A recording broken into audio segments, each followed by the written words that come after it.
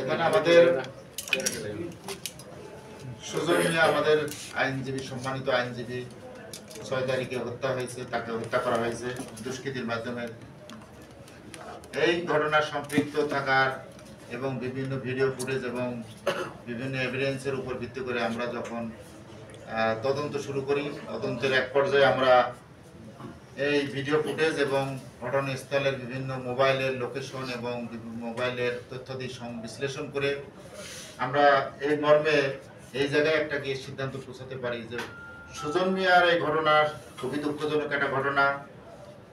এই যে নজির মিয়া নামে এক ব্যক্তি ওরফে মুজিব, তার প্রতিবেশী মিসবা, তার সঙ্গে তার ব্যক্তিগত বিরোধ, এই বিরোধকে কেন্দ্র করে তিনি তাকে হত্যা করার পরিকল্পনা করেন এবং সেই হিসাবে একটা কিলার গ্রুপকে তিনি ঠিক করেন। সেই কিলার গ্রুপের মেকানিজমে ছিলেন রহিম নামে এক ব্যক্তি।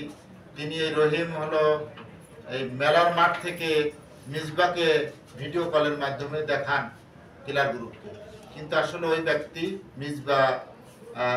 মিসবা ছিলেন না, উনি ছিলেন হলো অ্যাডভোকেট সুজন মিয়া।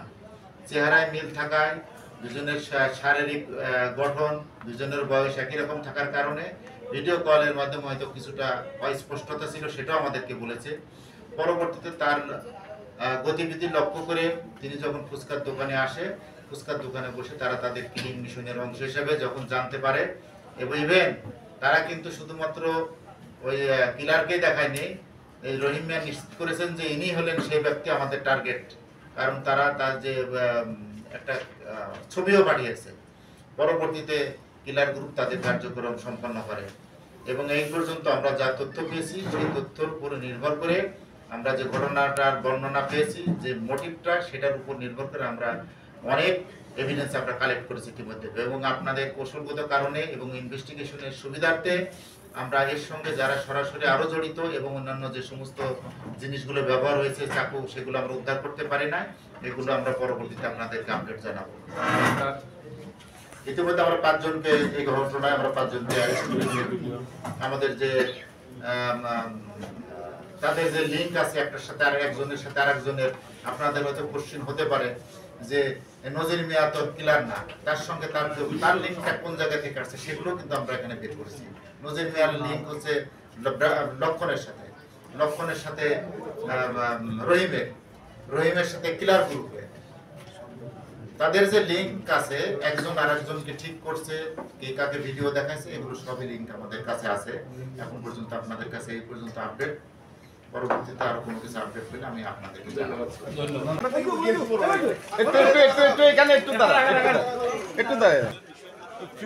সামনে থেকে নিয়ে আসলে একটা সিকিউরিটি পাবো পিছনে রয়েছে।